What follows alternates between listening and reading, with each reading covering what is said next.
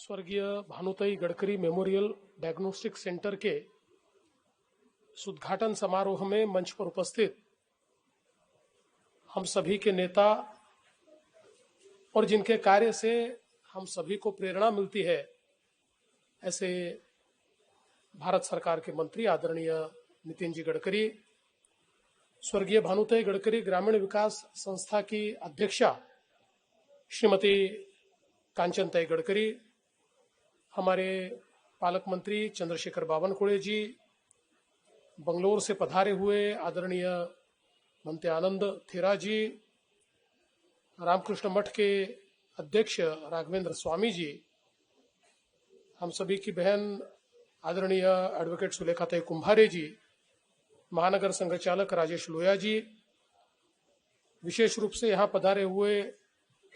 AMTZ Visakhapatnam के व्यवस्थापकीय संचालक डॉक्टर जितेंद्र शर्मा जी, श्री दयाशंकर तिवारी जी, कृष्णा खोपड़े जी, संदीप जोशी जी, प्रवीण दटके जी, आशीष देशमुख जी, विकास महात्मे जी, टेकचंद सावरकर जी, राजू पोद्दार जी, मिलिंद माने जी, विकास कुंभारे जी, अशोक मानकर जी, रमेश मानकर जी, प्रभाकरराव येवले जी, नानाजी श्यामकुळे, मंचासीन सभी महानुभाव और यहाँ पर उपस्थित सभी बहनों और भाइयों, मैं सबसे पहले आदरणीय नितिन जी का और आदरणीय कांचन वहिनी का बहुत बहुत आभार व्यक्त करता हूं कि उन्होंने हमारे उत्तर नागपुर के क्षेत्र में गरीबों की सेवा करने के लिए एक बहुत ही अच्छा डायग्नोस्टिक सेंटर शुरू किया। नितिन जी की माताजी स्वर्गीय भानुताई गडकरी, जिन्होंने अपने जीवन काल में अपने तरीके से समाज की सेवा की, समाज की एक सकारात्मक शक्ति के रूप में उन्होंने कार्य किया और वो कार्य करते हुए उन्होंने समाज कार्य की प्रेरणा ये नितिन जी को दी। और आज उन्हीं के संस्कार है कि नितिन जी ने देश में अलग अलग क्षेत्रों में अपना स्वयं का और देश का नाम ये बहुत ऊंचा किया, लेकिन ये सारी चीजें करते हुए नितिन जी के सामने हमेशा समाज का अंतिम व्यक्ति यही केंद्र बिंदु रहा, क्योंकि जिन संस्कारों में नितिन जी बड़े हुए उन संस्कारों ने अंत्योदय का संस्कार नितिन जी को दिया और समाज के अंतिम व्यक्ति को, गरीब को, दलित आदिवासियों को, पिछड़ों को हम जब तक समाज की मुख्य धारा में नहीं लाएंगे और विकास जब तक उन तक नहीं पहुंचेगा, तब तक हम विकास की प्रक्रिया को पूरा नहीं मान सकते। इन विचारों से प्रेरित होकर पिछले कई दशकों से नितिन जी लगातार काम कर रहे हैं। एक बहुत ही यशस्वी मंत्री के रूप में महाराष्ट्र में और देश में उन्होंने काम किया। उद्योग के क्षेत्र में भी कई लोगों को रोजगार मिले, किसानों को भी फायदा हो, इसलिए उन्होंने व्यवसाय भी खड़ा किया। लेकिन इन सब चीजों से ज्यादा उनको अगर कोई चीज भाती है तो वो गरीबों की और रुग्णों की सेवा। जो हमारे गरीब रुग्ण हैं उनकी सेवा करने के लिए लगातार नितिन जी तत्पर रहते हैं। अलग अलग कार्यक्रमों के माध्यम से गरीबों को स्वास्थ्य लाभ हो, उनको जिन चीजों की आवश्यकता है वो चीजें उन तक पहुंचे, इसका वो प्रयास करते रहते हैं। फिर मोबाइल एम्बुलेंसेस के माध्यम से, सेंटर्स के माध्यम से झोपड़पट्टियों में रहने वाले लोगों तक पहुंचकर सीधे उनको आरोग्य सेवा देना हो। समाज के गरीबों का कोई भी ऑपरेशन महंगे से महंगा अगर वो नहीं कर सकते तो नितिन जी के पास पहुंच जाए तो नागपुर, मुंबई, जहां पर भी देश में वो सुविधा उपलब्ध हो, वो सुविधा गरीबों को नितिन जी मुहैया कराते हैं और उनका ऑपरेशन भी करते हैं। और ऐसे कई हमारे दिव्यांगों को जो आवश्यक इस प्रकार के अंग है वो प्रदान करना, उनके लिए ई रिक्शा या ई व्हीलचेयर या अलग अलग प्रकार के इक्विपमेंट्स देना, ऐसी कई चीजें ये लगातार वर्षों से नितिन जी करते आए हैं। और उसी कड़ी में ये डायग्नोस्टिक सेंटर भी अपने आप में एक बहुत महत्वपूर्ण इस प्रकार का कदम है। जितेंद्र शर्मा जी ने एक बहुत अच्छी बात यहां पर कही कि शायद ये देश का पहला ऐसा डायग्नोस्टिक सेंटर होगा कि जहां की हर मशीन हमारे देश में बनी हुई है, मेक इन इंडिया है, मेड इन इंडिया है। और मैं ऐसा मानता हूं कि हमारे प्रधानमंत्री मोदी जी जिस आत्मनिर्भर भारत का सपना देखते हैं, उसकी एक झलक हमको इस डायग्नोस्टिक सेंटर में देखने को मिलती है। और विशेष रूप से इसका फायदा यह है कि अगर मशीनों के दाम कम होंगे तो जो सेवाएं देनी है उन सेवाओं का जो शुल्क है वो भी कम होगा। अब यहां तो नितिन जी ने उसको बहुत ही कम रखा है और एक प्रकार से उसको अलग अलग प्रकार के दानदाताओं के माध्यम से सब्सिडाइज करने का प्रयास किया है। लेकिन चूंकि हमारी मेक इन इंडिया मशीन्स की जो कीमत है वो कम है, इसके कारण 4 पेशेंट की जगह 10 पेशेंट्स को अब इसका लाभ मिल पाएगा। तो मुझे ऐसा लगता है कि निश्चित रूप से आज हमने यहां पर जिन जिन लोगों का सत्कार किया है उन सबको भी मैं बधाई देना चाहूंगा, जिन्होंने अलग अलग मशीनरी के रूप में, अलग अलग प्रकार से सर्विस प्रोवाइडर्स के रूप में या इसको बनाने के लिए योगदान दिया है। ऐसे सभी को मैं आज के इस मौके पर बहुत बहुत बधाई देता हूं। हम सभी लोग जानते हैं कि शिक्षा और स्वास्थ्य सेवा ये 2 चीजें ऐसी है कि जो आज सभी लोगों के लिए बहुत महत्वपूर्ण बनी है। और स्वास्थ्य सेवा में जिस प्रकार से मॉडर्नाइजेशन हो रहा है, इसका जैसे जैसे विकास हो रहा है, उसके साथ साथ चूंकि विकसित सारी मशीनरी या टेक्नोलॉजी बड़े पैमाने पर शुरुआत में विदेशों से आती है, तो इसके कारण इसकी कीमत भी बढ़ रही है। तो जहां स्वास्थ्य सेवाओं में हमारे पास इलाज बढ़ रहा है, टेक्नोलॉजी बढ़ रही है,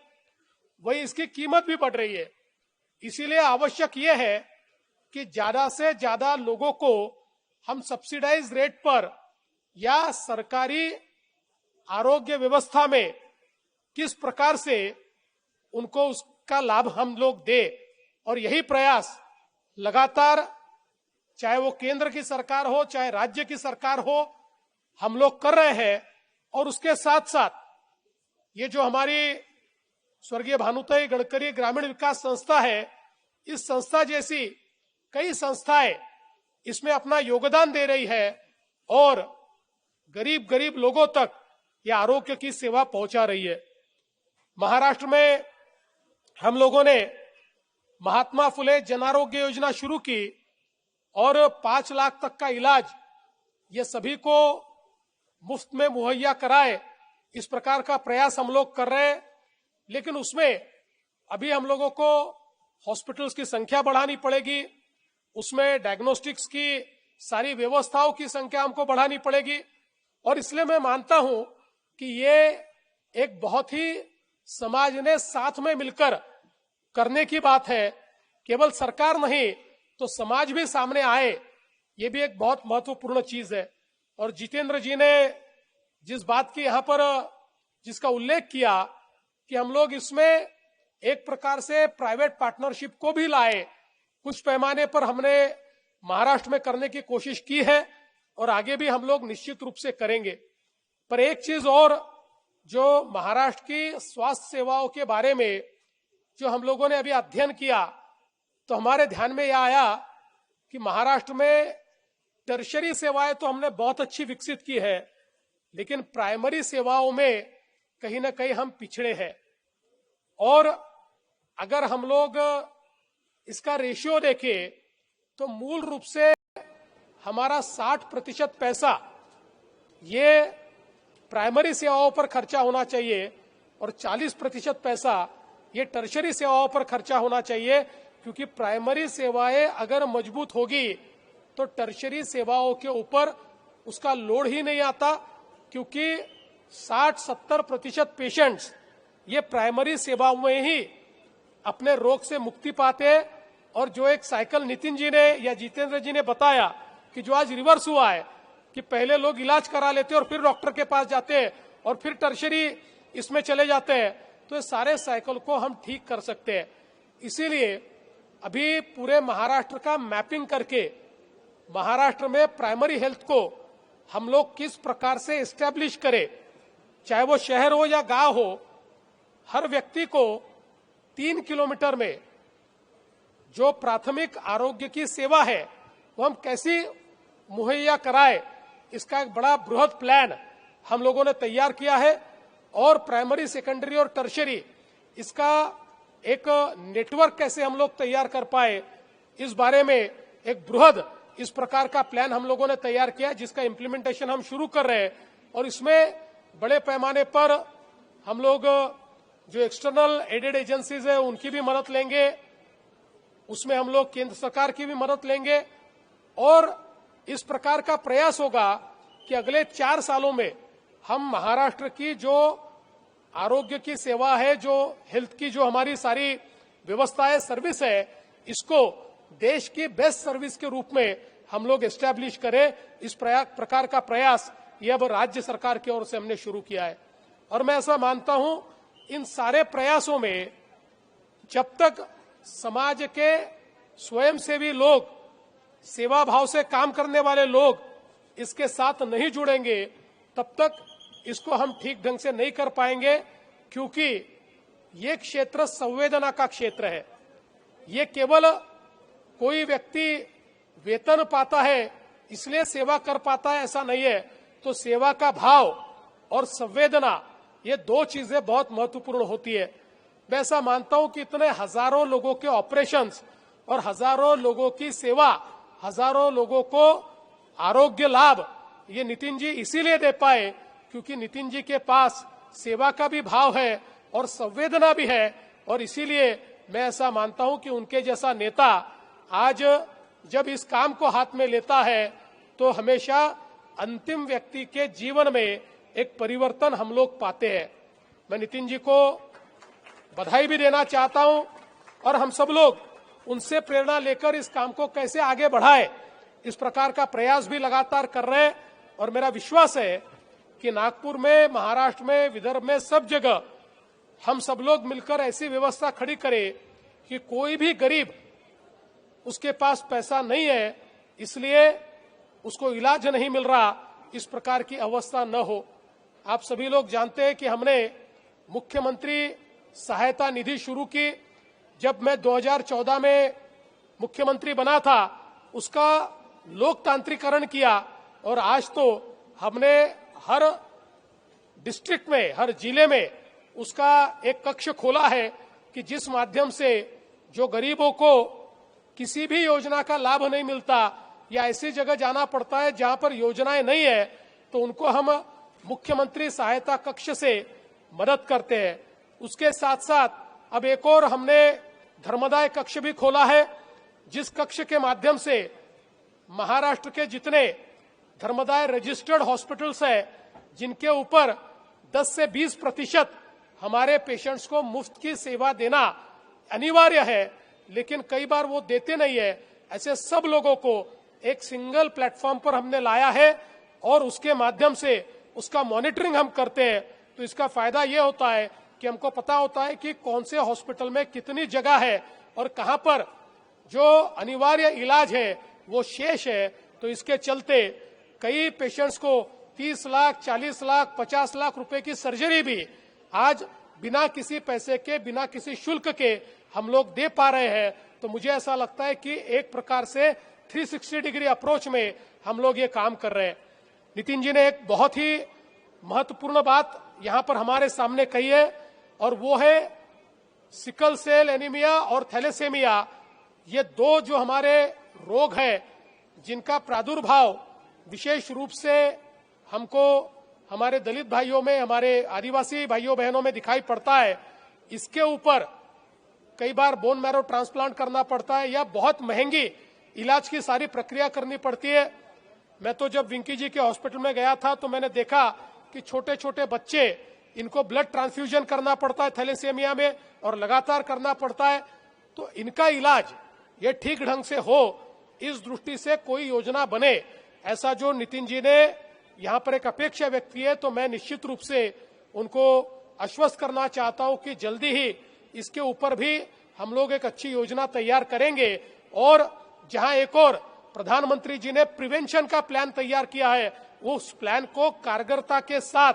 हम लोग इम्प्लीमेंट तो करेंगे ही, लेकिन उसके साथ साथ जो ग्रसित है, पीड़ित है, ऐसे लोगों को भी इफेक्टिव इस प्रकार से स्वास्थ्य सुविधाएं मिले, इलाज मिले, इसके लिए एक प्लान निश्चित रूप से हम लोग तैयार करेंगे और उसमें नितिन जी का भी मार्गदर्शन हम लेंगे। मैं जितेंद्र जी को भी कहना चाहता हूं कि आपने बहुत अच्छा एक्सपर्टीज तैयार किया है। मैं आपको जरूर निमंत्रित करूंगा, महाराष्ट्र सरकार में आप आइए और हमारी सरकार के साथ आप कैसे काम कर सकते हैं और किस प्रकार से हम लोग एक पूरा नेटवर्क खड़ा कर सकते हैं, इसका प्रयास आने वाले दिनों में हम निश्चित रूप से करेंगे। मैं फिर एक बार आदरणीय नितिन जी का, आदरणीय कांचन ताई का और हमारे ये जो हमारी स्वर्गीय भानुताई गडकरी ग्रामीण विकास संस्था है, इस संस्था के सारे पदाधिकारियों का और विशेष रूप से ये जगह जिन्होंने मुहैया कराई, ऐसे हमारे प्रभाकर राव येवले जी का बहुत दिल से आभार व्यक्त करता हूं। और एक अच्छे कार्यक्रम में हमको यहाँ निमंत्रित किया, इसलिए आपका आभार व्यक्त करते हुए अपने शब्दों को विराम देता हूं। धन्यवाद। जय हिंद। वीके न्यूज, राष्ट्र के नाम।